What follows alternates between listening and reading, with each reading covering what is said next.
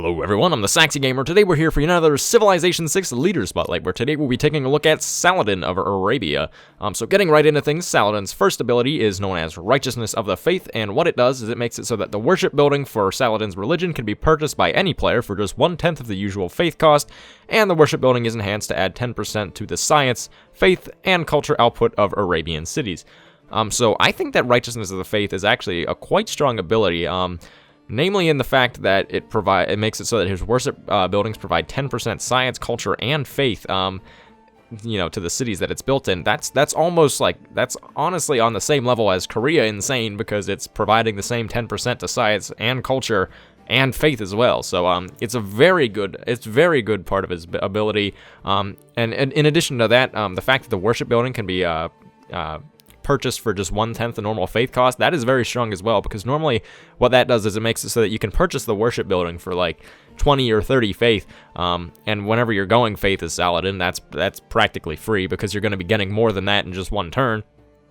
So anytime you have a holy site, you can just get the worship building, you get its bonuses, and then you also get the 10% science, culture, and faith in the city that you have it built in. So I think Righteousness of the Faith is a very strong ability, something I quite enjoy, and it's definitely something that adds a lot to Saladin. His second ability is known as the Last Prophet, and what it does is it makes it so that Saladin will automatically receive the final Great Prophet once the other ones have been taken, unless, of course, you've already gotten one, then, of course, it's not going to give you two. And in addition to that, it makes it so that you get +1 science for each foreign city that follows Arabia's religion. So the Last Prophet, it's not fantastic. It can be good. The nice thing about it is you really don't have to worry about getting your prophet in the beginning of the game, because you can pretty much do whatever. If you don't even want to put down a holy site, you don't technically have to in the start, because you're going to get a religion anyways, because you're going to get the Last Prophet no matter what. So that is something that is very nice. The only thing is, though, if you're planning on going, early faith and putting down an early holy site, then you lose kind of part of the benefit of the Last Prophet, because you're probably going to get one of the prophets anyways, then it's going to be not the last one. So that kind of negates that part. The +1 science for each foreign city following Arabia's religion can be very nice, especially if you're able to spread your religion a lot. That can make it so you get, like upwards of, 10, 20 extra science per turn, and, that's something that's not insignificant. So I think the Last Prophet, it's pretty good. It's slightly better than average, but it's not outstanding. As far as Arabia's unique unit is concerned, we have the Mamluk, which is a unique unit that replaces the Knight. It has a melee strength of 48, which is the exact same as Knight, and it has a movement of 4, which, once again, is the exact same as the Knight. The thing that sets it apart from the Knight, though, is that the Mamluks heal at the end of every turn, regardless of their actions. So if you move, if you attack, if you do anything, your Mamluks will still heal at the end of every single turn, and they don't require iron. So I think that the Mamluks are pretty strong. They're not insanely strong, but they are definitely something that is very nice. The one thing that is very nice about Mamluks is, since they replace Knights, you can pre-build them with horsemen, and then you can get like a nice timing push if you build a bunch of horsemen, get the tech for Mamluks, and then just go ham and just send your Mamluks to go destroy a bunch of stuff. And they're probably not going to die that easily, because they're going to heal at the end of every turn. So for that reason, I think the Mamluks are fairly strong. They're not as insane as like war carts or Patati archers or anything like that, but they're pretty competent unique units, and I quite enjoy them. Moving on to Arabia's unique building, we have the Madrasa, and it is a unique building that replaces the university. It provides +5 science, which is 1 more than the university. It also provides +1 housing, great scientist point, and citizen slot, all of which are the same as the university. And the other thing with the Madrasa is that it provides faith equal to the adjacency of the campus district that you build it in. So the Madrasa is pretty nice. It's only situationally nice, though, I think. Getting +1 more science per turn than the university, it's not going to be that big of a deal, because, unless you have like 10 campuses down or something, that would equate to 10 more science per turn, then that would be pretty significant. But, if you don't have, more than 10 campuses, or even probably more than 5 campuses, then that +1 science isn't going to be that great. I do find, though, whenever I am playing Saladin, that I put down a lot of campuses, so it can stack up quite nicely. It just kind of depends on the situation, and likewise, with the providing faith equal to the adjacency of the campus, if you're able to get a lot of high high adjacency campuses, then this is actually really insane because you can get, an additional 15, 20 faith per turn just for having madrasas and, having a lot of adjacency bonuses on your campuses. But unfortunately, if you're not able to get high adjacency bonuses on your campuses, then you're not going to be getting that much more faith per turn, so it's not going to be great. So the madrasa is actually, it's pretty good, as long as you have the right circumstances to make it useful. And now with all this in mind, let's go ahead and talk about some of the strengths and weaknesses of Saladin and the Arabians in Civilization 6. So for the first strength, one of the things I really like about Saladin is that the mamluks are great for timed rushes. So I kind of mentioned this whenever I was talking about the mamluks, but what you can do with the mamluks is you can build like a ton of horsemen in the early game, especially since you don't have to worry about faith that much because you're guaranteed to get the last great profit. So you can kind of, just take your time, build a bunch of horsemen.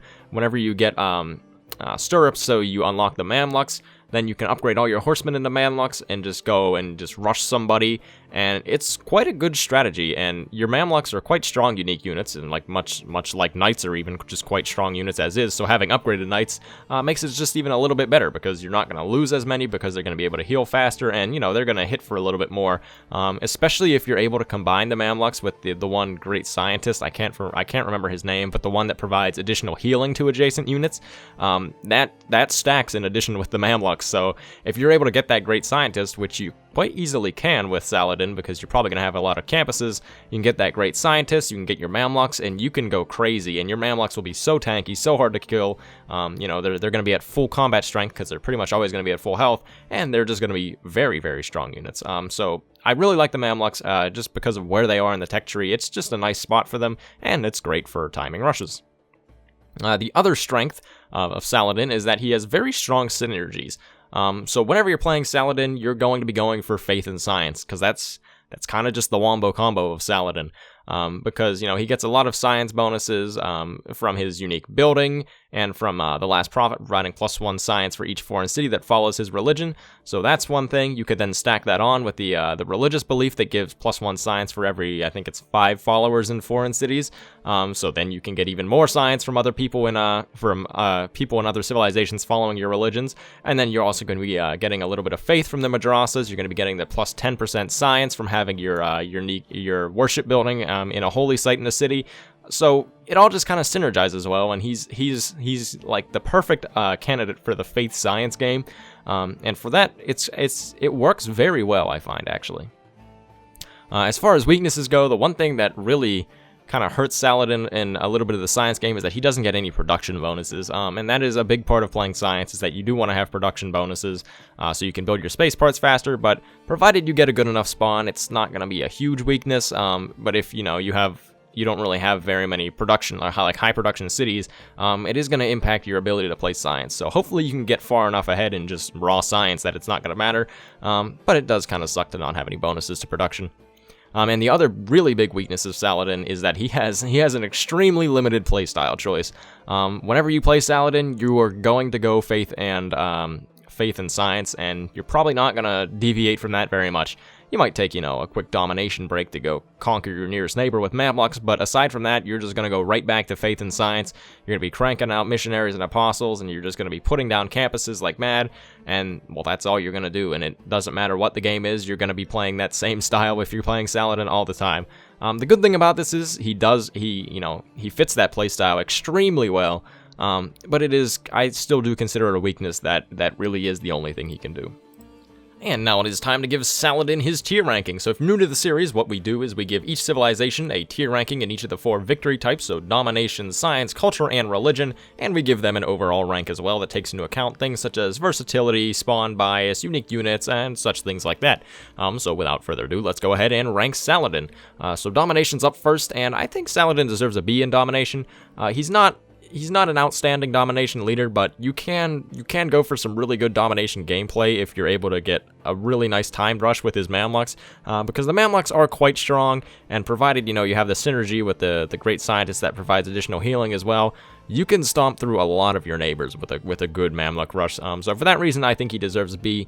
I probably wouldn't recommend going for a domination victory, but he is still quite good. And the other thing about him is, since he's a good science civ, that's probably going to mean that you're going to have higher tech units than your opponents, so that just kind of adds to his ability to fight. So for that reason, I think he is quite deserving of a B. As far as science is concerned, I think he deserves an S in science. He is a very good science civ. He's one of the civs that gets quite a few bonuses to science. You know, his unique building is +1 more science than the university. He can get a ton of science from his religion, provided that he utilizes it well.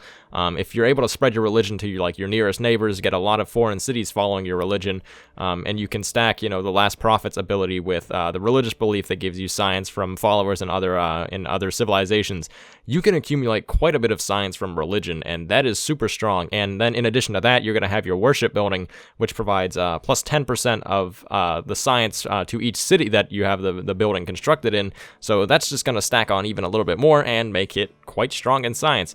I almost gave him an A instead of an S just because he doesn't get bonuses to production, but I think that he's able to accumulate enough science per turn that it doesn't really matter because you can get to most of the space techs before a lot of other people will anyways.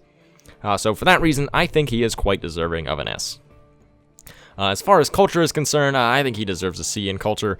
I know some people are going to rage about this because I gave Korea an S for their 10% culture, or their extra 10% culture whenever they have governors, and yeah, I was probably pretty wrong with that. But much along the same lines, Saladin, you know, he gets the 10% culture whenever you have the worship building in the city, but that's not going to do too much, just because, well, as I've now learned, as I've made my in-depth video on culture victories and how, you know, that all works.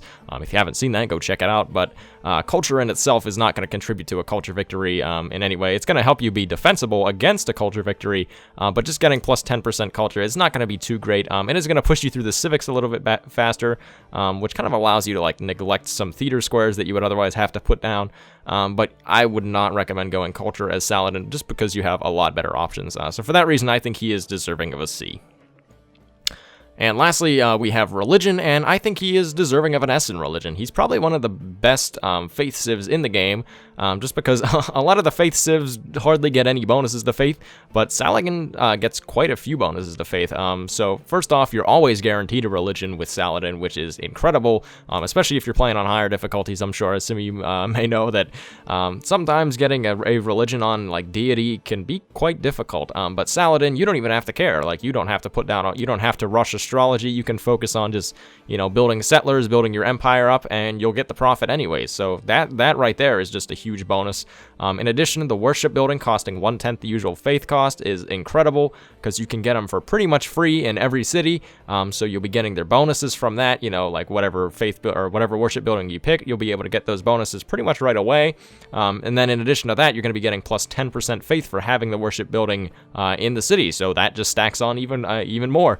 So for that reason, I think that Saladin is probably one of the better faith civs in the game, and I think he's quite deserving of the S tier in religion. And now for Saladin's overall ranking, I think he's deserving of an A. I don't normally like to distinguish between, like, A's and A- and that stuff, but he's probably on the A- end. You know, unofficially, of course, because it's gonna say A here no matter what.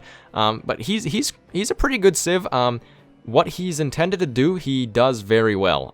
He's intended to, you know, play that faith and science game, and if you can get going with the faith and science game, you'll probably steamroll pretty well, because Saladin, if you're able to get going and you're able to spread your religion around to, you know, a few of your neighbors, it just kind of snowballs him up, and he can then just steamroll through a game. But the only downside is that, you know, you really have no other options other than, you know, faith science game. So if something goes bad in the game and you have to, like, change, you're going to be pretty bad. So for that reason, you know, I think that's why I think he's kind of on the A- end. But he is still a very good civ. He's very strong at what he does. So provided you're able to utilize it well and nothing goes wrong in a game, he is definitely one of the better leaders in Civ 6, I think. So thank you everyone for watching. I have been the Saxy Gamer. If you enjoyed the video, feel free to like. If not, feel free to dislike. If you're looking for more Civilization 6 content, feel free to subscribe. Thank you for watching, and goodbye.